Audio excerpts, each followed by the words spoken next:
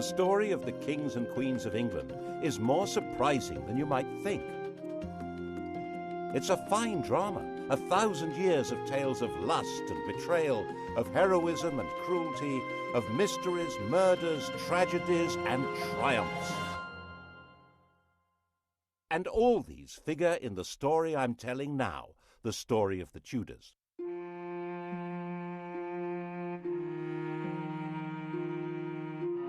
Above all, though, the story of this great dynasty of rulers is a tale of passionate love affairs and what happens when love and high politics collide.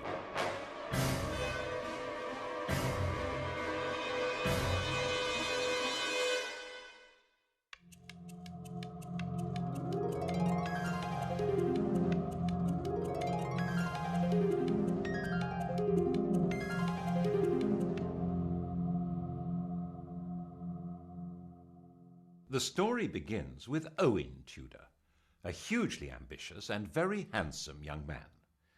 His father was an outlaw hiding out in the Welsh hills, but Owen managed to get employed as a servant in the household of the infant Henry VI.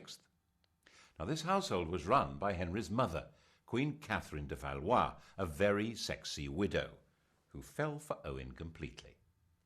There's no record that they ever got married, but they did have 5 children. When Catherine died in 1437, Henry VI was still only 13, and the barons who ran the kingdom in his name put Owen in prison. But when Henry came of age, he brought his stepfather, Owen Tudor, back to court and gave earldoms to his stepbrothers Edmund and Jasper Tudor.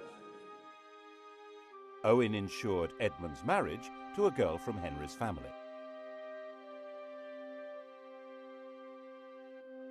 Edmund died very soon after the marriage, but his 13-year-old bride, Margaret Beaufort, was already pregnant. Their son was born at Pembroke Castle. He was named after the king, Henry Tudor. And Owen had a grandson with a blood connection to the House of Lancaster, the family of the king. They weren't actually the legitimate line. Henry of Lancaster, Henry Bolingbroke, had deposed his cousin Richard II in 1399 to become Henry IV. The thrones of his son and grandson, Henry V and VI, rested on that shaky foundation, which crumbled in the Wars of the Roses when the true heirs to the throne, the House of York, began to battle for their inheritance. Owen Tudor stood squarely with the Henrys, the Lancastrians. That, after all, was where he had invested all his hopes. He fought for them, and in 1461 died for them, beheaded by Yorkists in Hereford marketplace. He was the last Tudor to lose his head. But as we all know, the Tudors would take up this approach to problem solving themselves, you might say, with a vengeance.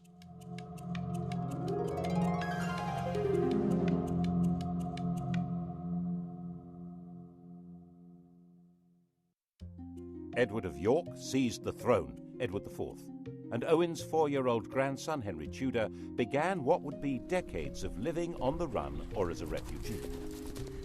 But 3 years later, King Edward did something that would eventually give Henry Tudor everything Owen had wished for. He fell in love, and that began a chain of events which altered all England's history.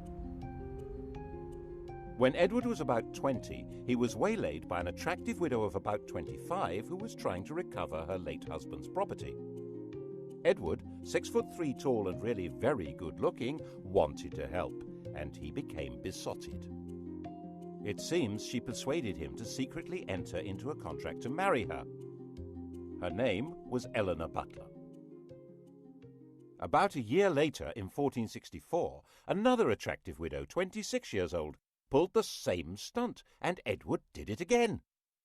Unbelievable! This time the lady was called Elizabeth Woodville, and this time it wasn't just a contract to marry, it was a full marriage to a commoner. When Elizabeth Woodville was crowned in Westminster Abbey, the whole of Europe was scandalized.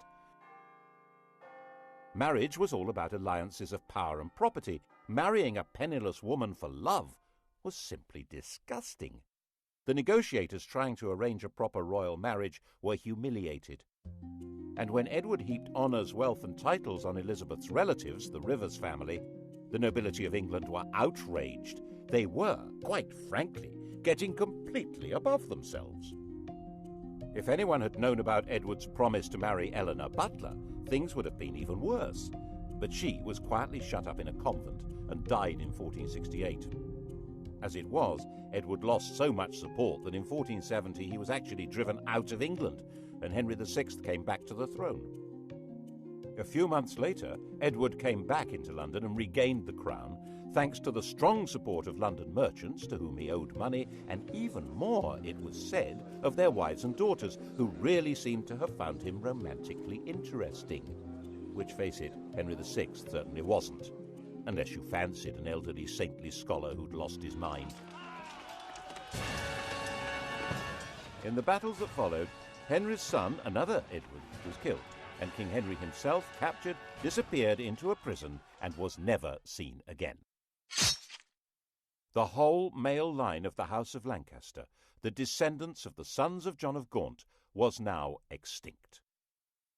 Except for one fragile thread, Margaret Beaufort and her 15-year-old son Henry Tudor. Not that they had any claim to the crown. Of course, the Lancaster dynasty had begun by simply usurping the throne, but on top of that, Margaret's grandfather was illegitimate. A law had been passed to make him legitimate, but it also barred him and his descendants from the succession. And that would probably have been that, if it hadn't have been for Edward's little secret, which didn't emerge until Edward himself was dead. He was only 41 when he fell ill and died. His son, the Prince of Wales, also called Edward, was just 12 years old. Everyone refers to this young man as Edward V, but he was never crowned.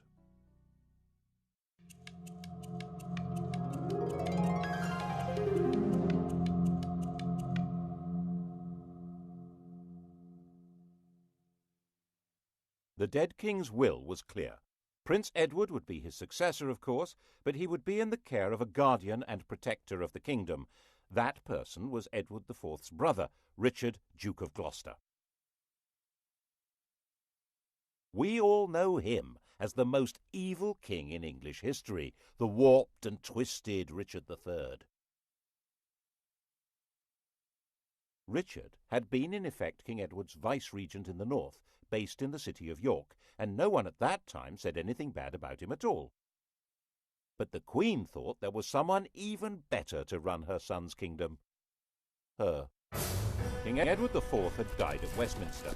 Elizabeth immediately sent her brother and other members of her household rushing up to Ludlow, where Prince Edward was staying. The idea was to hustle him to London and install him before Richard even knew what was going on. Then she and her family, the Rivers, would have control of everything. Richard, of course, did find out what was going on and said he would meet up with the party as they brought the prince through Northampton. Okay? Okay. Except that when he got to Northampton, he found that the Rivers didn't have the prince with them. Alarmed, Richard took them prisoner and found their baggage stuffed with arms and armour. There was plainly an attempt being made at a coup. Richard nipped it in the bud. He found they'd secreted the prince in Stony Stratford, Elizabeth's family home. This was before blue plaques had been invented.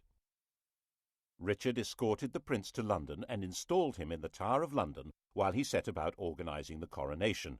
And then came the bombshell. The dead king's contract to marry Eleanor Butler had been made in front of a priest, who now decided it was time to speak.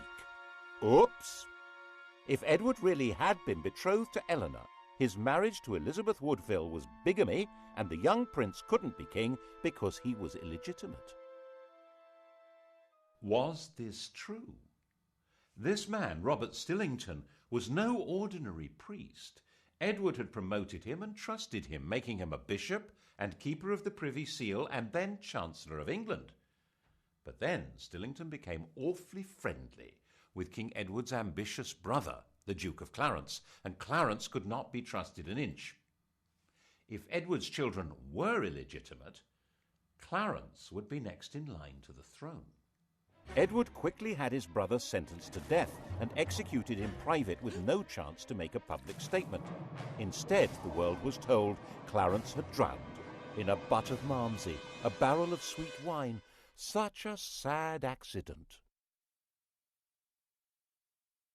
And Stillington spent a year locked in the Tower. After his release, perhaps nervous of the power of strong drink, he kept his mouth shut until Edward was dead. But now he spoke, and Parliament believed him. With Edward's children illegitimate and Clarence's disinherited when he was executed, Richard was left as the proper successor. He reluctantly accepted. Well, he accepted.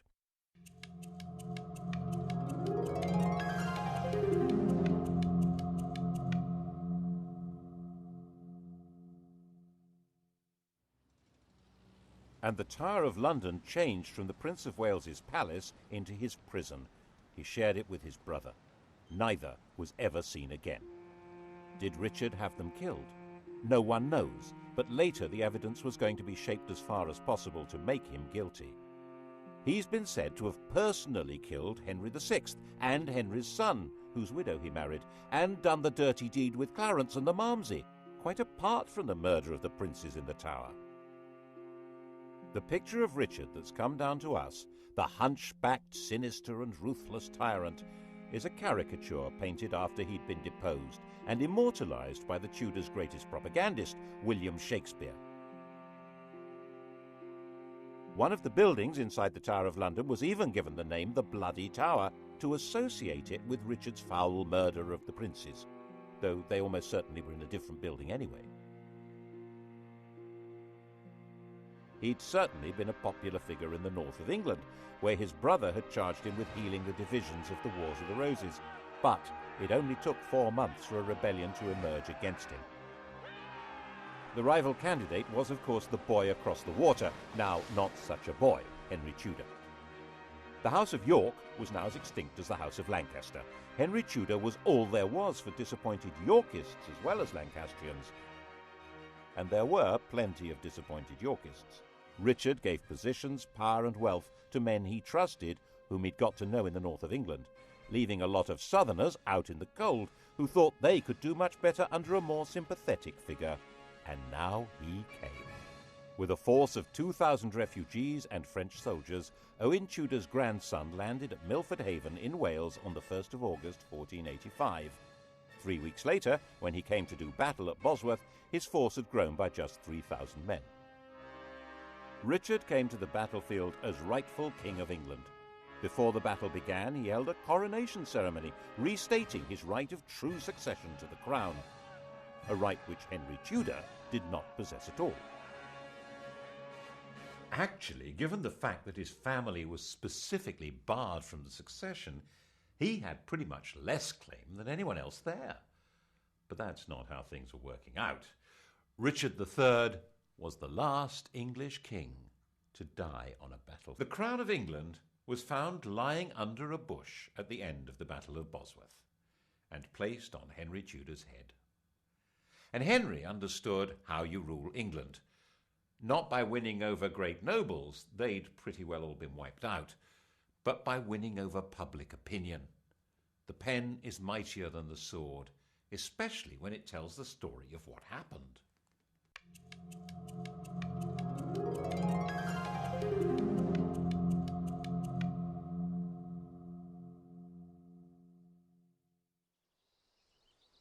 Firstly, he must not be accused of killing a king, so Richard III was not king on the day of the Battle of Bosworth.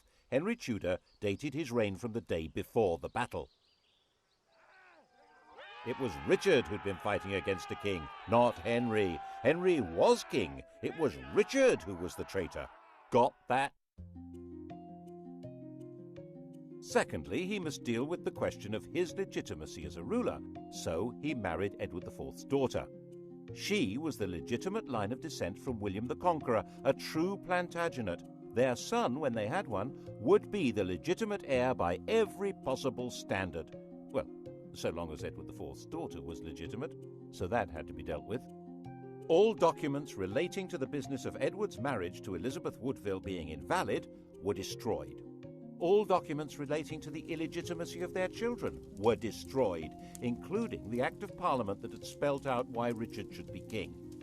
These orders were carried out so efficiently that only one copy of the Act has ever been found. That's how we know about it. Other evidence may have existed, destroyed even more efficiently. And if the children were not illegitimate, then of course Prince Edward had been the true King of England, and Richard was a regicide. What a villain!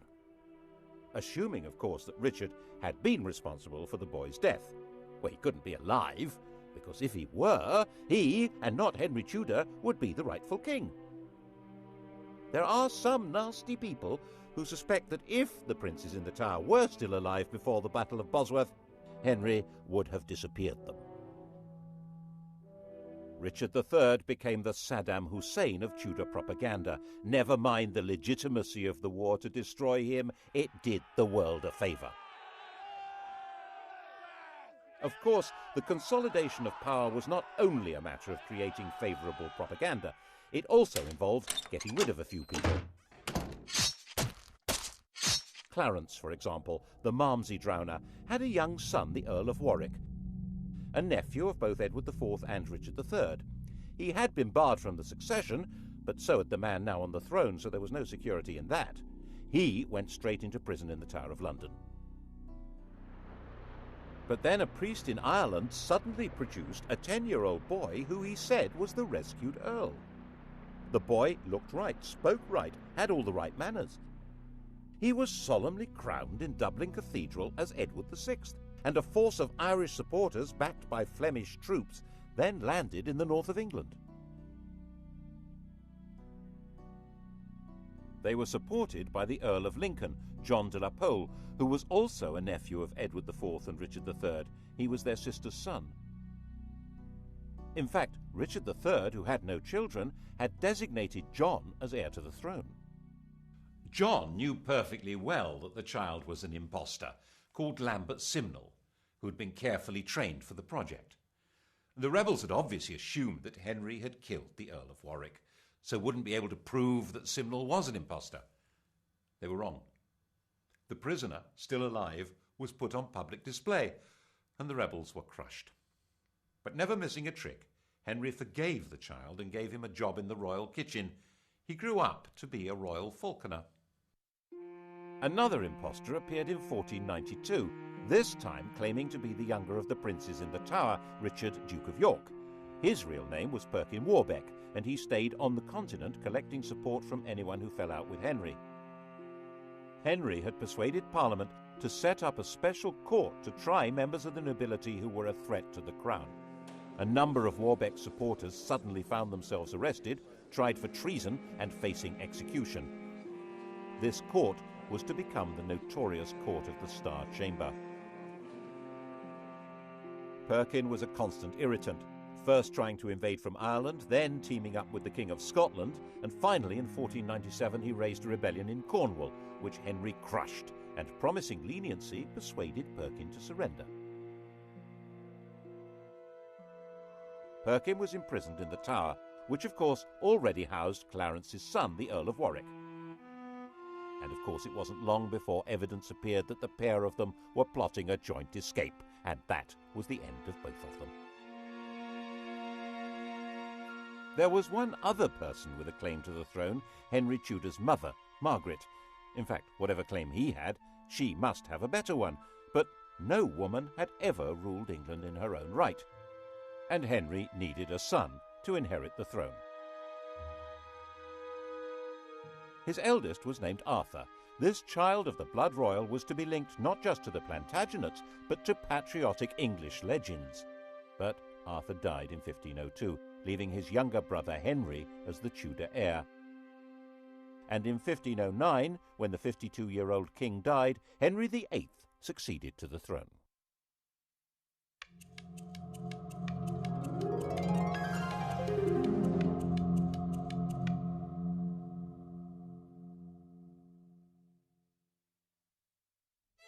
He was the perfect king, a king out of the storybooks. He was 17 years old, extremely well educated, extremely good looking, with polished manners and the style and physique of an athlete. He also had an unchallengeable claim to the crown, and to secure the succession, Henry VIII married the woman to whom he'd been betrothed for 7 years, Catherine of Aragon, his dead brother's widow. The Spanish worried that this was against church rules, and so the Pope granted a dispensation. In fact, this was all rubbish. While the Bible specifically forbids a man from sleeping with his brother's wife, it actually insists that he must marry his brother's widow. Anyhow, 2 years later, Catherine gave birth to a son. But the infant soon died. So did the next. In fact, the marriage only produced one child that lived, a girl called Mary. Henry was effectively all-powerful. There were no great barons anymore in England, and his father had left a well-stocked treasury. Parliament consisted to a large extent of men who depended one way or another on royal favour, and the countryside was controlled by justices of the peace who served the government.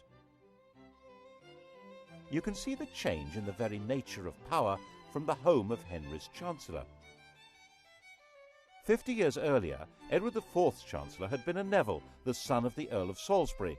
In those days, an Englishman's home had been his castle. Middleton Castle, actually. It was his father's home, and that great lord had also been Chancellor. Independently powerful men, based in a mighty fortified palace. But under the Tudors, the great power of the Nevilles had been broken. Middleton Castle was in the hands of the king.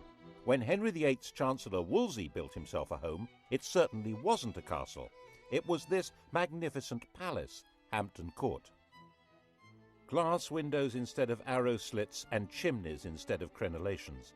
No one needed a fortified house under the protection of a great king. And it was all at Henry's pleasure. If Wolsey didn't deliver what the king wanted, he was entirely dispensable. And that, of course, is what happened.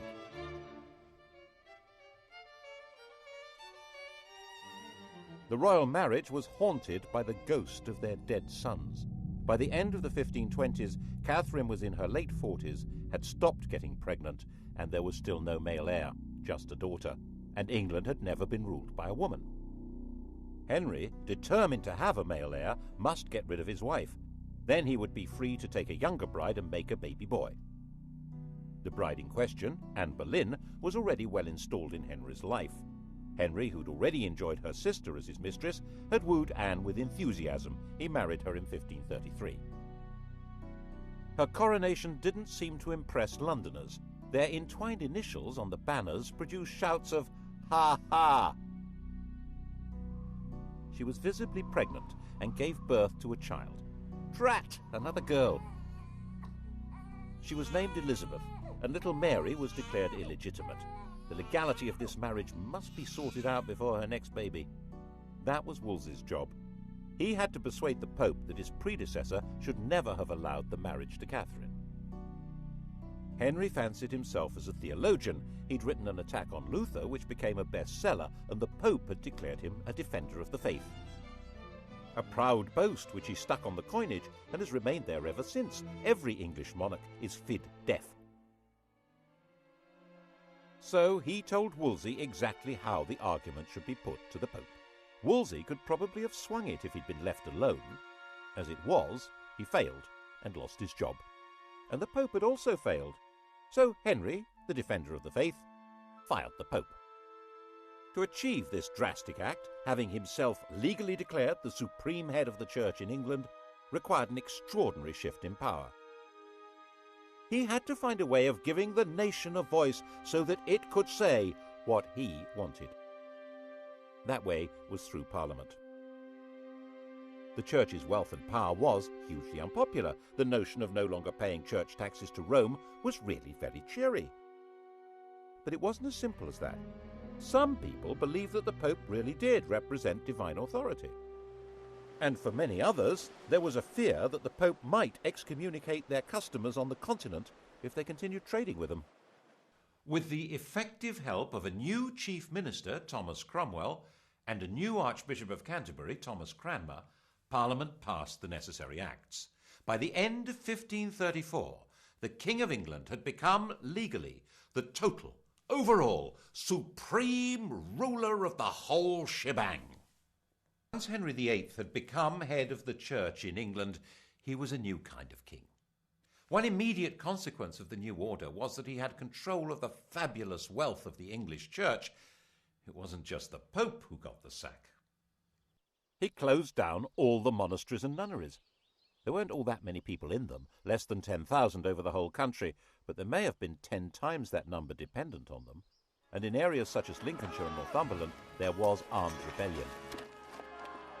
One of the rebel leaders was John Neville from that great old family of barons, but the Nevilles were no threat to the modern crown. The rebellions were crushed. And monastic lands were sold off cheap to bolster the treasury, make Henry more popular, and allow successful businessmen to turn themselves into grateful country gentry who would loyally support the crown. The old struggle for power between the papacy and the monarchy had now been decisively settled. Becket, the 12th century archbishop whose defence of church power had led to his martyrdom, had been the most popular saint in England. Henry ordered Becket to be declared no saint, to be tried and convicted of treason, and for his bones to be burned and the dust scattered in the air. Who's in charge now, eh? What's more, in 1536 Catherine of Aragon died, meaning that the problem of the ex-queen had gone away.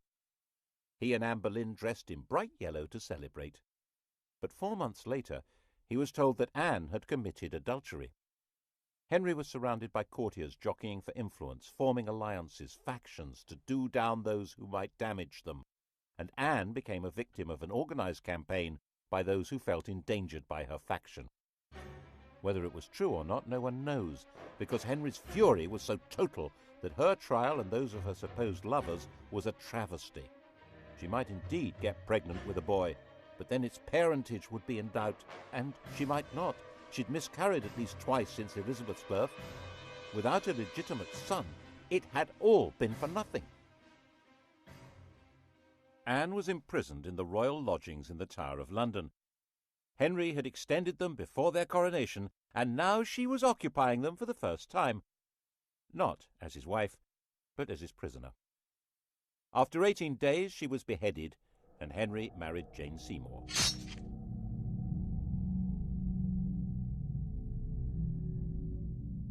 England after the death of Anne Boleyn was a kingdom like no other.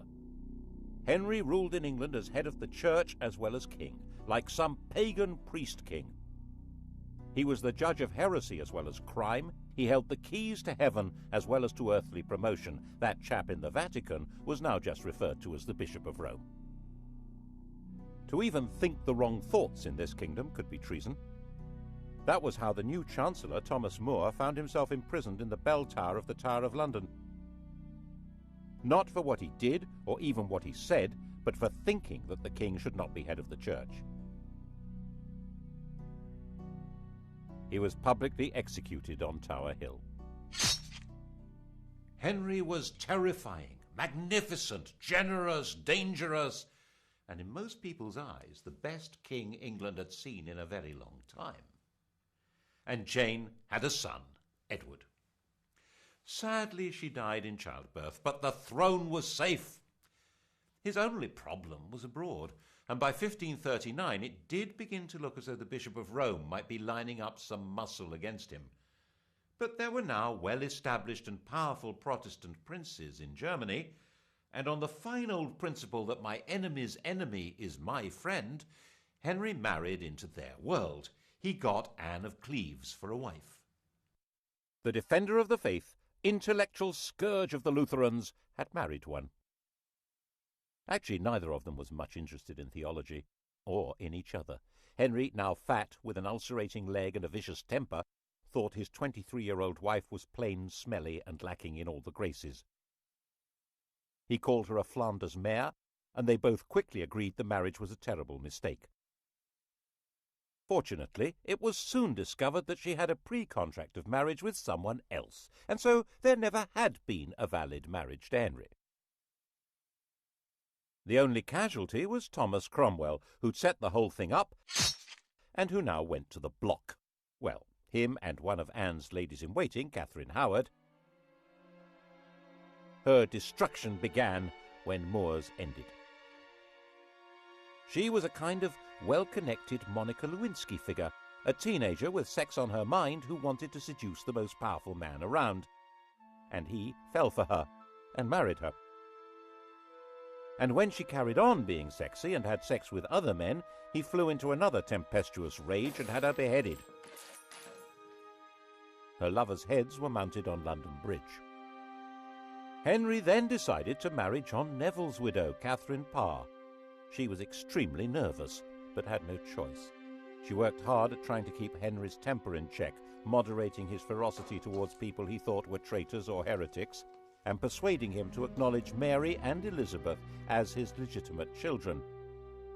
His death 4 years later in 1547 was obviously a huge relief.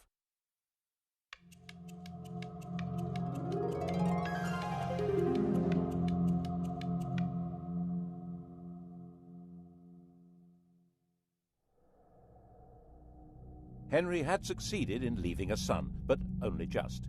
Jane's son, Edward VI, 9 years old, was a sickly child. He was educated as a Renaissance prince, a humanist, and as a Protestant, far more so than his father. He was only a child, and government was in the hands of a council, but in a world of royal tyranny, this... So John had been talking things over with his Royal Little Highness, and they cooked up this bizarre proposal to hand the throne to John Dudley's daughter-in-law, the 15-year-old Jane Grey. She was Edward's first cousin once removed, not exactly next in line for the throne, but Protestant. The hereditary principle was a bit medieval, don't you think? Give that girl a crown. Jane knew absolutely nothing about what was being planned for her, and when she found out that she was to be queen, she fainted in shock. England had been swindled, and knew it.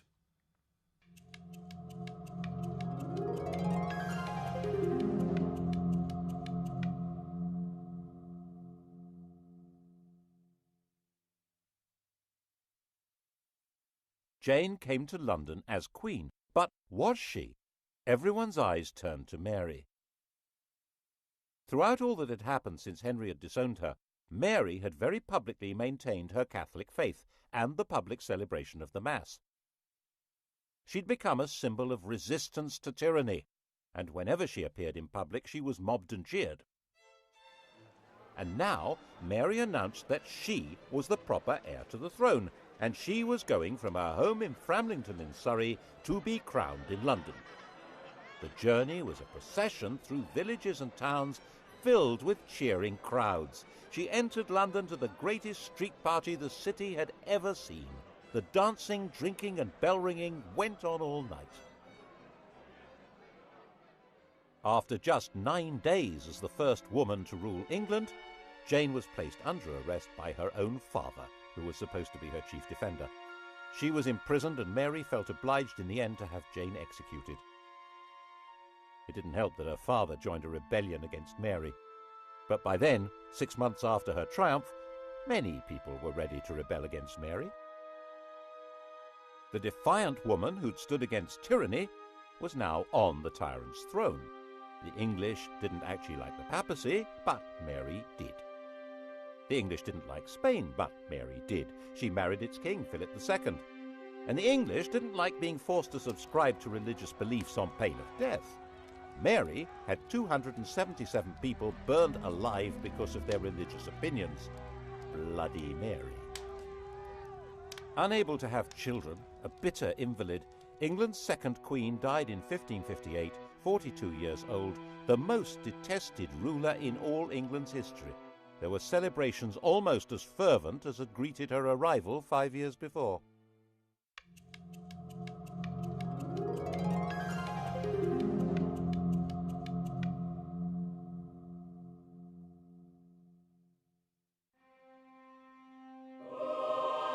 Her sister Elizabeth came to sit in that terrible seat and be crowned by the grace of God Queen of England, France and Ireland, defender of the faith and supreme head of the Church of England and Ireland, even though there was not a single yard of French soil actually ruled by England.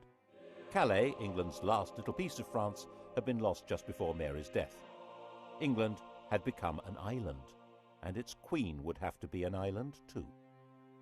She couldn't marry because that would create a king who would be either a foreigner like Philip or an opportunist courtier who'd come trailing faction and enemies in his wake. She would be both queen and king, the virgin queen ruling from a tyrant's throne over a people whose support was essential. Monarchy in England was a paradox, and Elizabeth's solution to the paradox was wholly bizarre. The Tudor monarchy had been shaped by the need to create a line of valid, legitimate male successors. That had not materialized, and now Elizabeth would choose to have no child at all. How would the crown survive? Elizabeth succeeded to the throne when she was 25 years old. By that age, women were generally married with children, but Elizabeth had never had any intention of doing that. Her father had killed her mother. His behavior towards his other wives had been equally dreadful. At 14, Elizabeth had announced that she would never marry. In fact, her survival through Mary's reign had depended on her being free of any association with anyone else. The slightest hint of her involvement with other people could have made her seem to be connected with plots against Mary and would have led to her execution. She stayed mute, giving no sign of a religious, political, or emotional attachment that might destroy her. By the time she came to the throne, the persecutions of her predecessors had left it a stark and lonely place. 9 bishoprics were vacant, there was only 1 duke left alive, and the treasury was empty. She had no close relatives left alive. The heir to the throne was her aunt's granddaughter, Mary, Queen of Scots, a Roman Catholic. No one knew whether Elizabeth was a Roman Catholic or a Protestant. The first test came over the oath of allegiance. Elizabeth insisted that, like her father, people must acknowledge her as head of the church. The bishops, Roman Catholics appointed by Mary, said that in that case none of them would allow her a coronation. Well, all except for the Bishop of Carlisle. He did the honours, and the popular acclamation for the new queen was terrific, and she shouted back, "God a mercy, good people." Elizabeth interpreted her religious role in a new way. She declared that she didn't mind whether her subjects were Catholic or Protestant, so long as they were loyal. She'd survived by being very careful about what she said and did, and that was how she coped with sovereignty. She dared not marry or be touched by scandal, but her every move was watched like any modern royal, maybe more so. To the extent that her laundresses were bribed by ambassadors who wanted to know whether her periods had stopped in case she was pregnant. She made herself look splendid, held magnificent pageants, and eventually seemed to be holding the kingdom together without the rebellions, persecutions, and massacres that had become regular features of English life. She managed this in partnership with an immensely loyal and capable minister, William Cecil, and constantly teasing the world with a showy flirtation with the Earl of Leicester, Robert Dudley. But the love affair she really encouraged was to have the nation adore her. In poetry, paintings, and theatre, she was Gloriana, the magical beauty to whom loyalty and love were equally due, and who had no lover or husband to distract her gaze. The main threat facing her was the possibility of a Catholic plot to replace her with one of the grandchildren of Henry VIII's sister Margaret, either Mary Stuart, Queen of Scots, or Henry Stuart, the Earl of Darnley. Both of them had a valid claim, as not only was Elizabeth excommunicated, she was arguably illegitimate. They were carefully encouraged to maneuver themselves into helplessness. Mary was the more dangerous. She'd been Queen of France until her husband's death, and a ruler of Scotland who had French backing would be a danger to England even without the religious issue. But Mary's education had been unlike Elizabeth's. She'd not lived in fear of her life, but in the indulgent French court.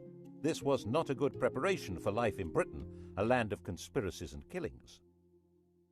Darnley was a weak man in a weak position, a good-looking, unstable lout. What happened next looks like a cunning plan. Elizabeth pretty much obliged the 19-year-old Darnley to visit the 22-year-old widow Mary, having ordered him not to marry her. The result was totally predictable. And Darnley was a total liability to Mary. Dim-witted and resentful of his lack of power, he was also furiously jealous. And when he thought her adviser Rizzio was having an affair with Mary, he joined a plot that had Rizzio murdered in front of her. She now viewed Darnley, the patsy in all this, with hatred and contempt, and was herself complicit in the plot that murdered him with an explosion. She ended up fleeing her own kingdom and throwing herself on Elizabeth's mercy, ultimately a bad place to be. Elizabeth was half the time sure that Mary should be executed to deprive Catholic plotters of a candidate for the throne, and half the time sure that she should do no such thing. Ruling queens were rarer than hen's teeth. For one to kill another really wasn't good. She signed the death warrant, but in a state of real distress.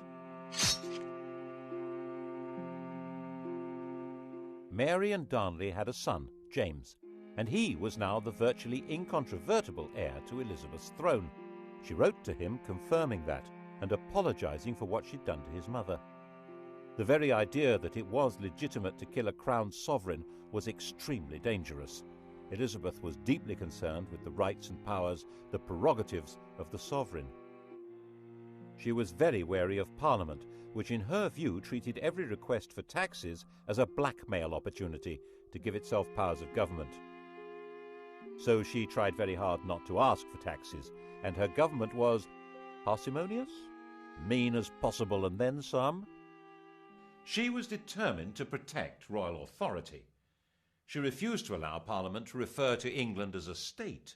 She said it sounded too much like something to do with the States General, the parliamentary body that ruled the Dutch Republic.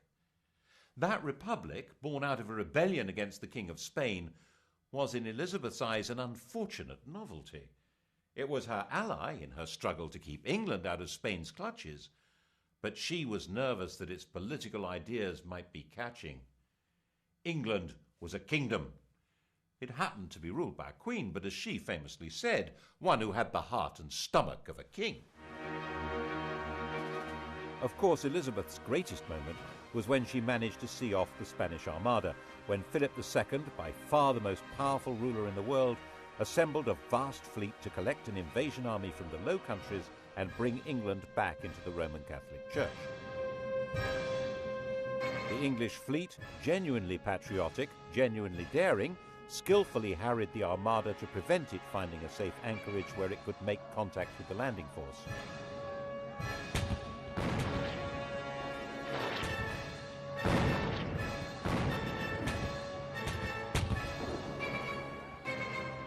When the Spanish decided to sail home, they were hit by strong winds and heavy seas that were too much for many of these Mediterranean cargo vessels. So far as the English and the Dutch were concerned, God had blown them away. Philip himself saw it as a baffling defeat that meant God was not on his side. But Elizabeth was still not prepared to ask Parliament for the money to pay her victorious sailors' wages. They were not due to be paid until they came ashore, so their queen left them rotting at anchor. And when messengers came to court to plead for the starving men who'd saved England, they arrived in the middle of extravagant celebrations of the victory and were turned away. Elizabeth died, the grandest of all England's rulers, in 1603. Her successor was Mary's son, James Stuart, already ruler of Scotland. He had inherited glory, but with it an empty treasury and an isolated kingdom. In the next programme, we'll see what the Stuarts did with this poisoned chalice.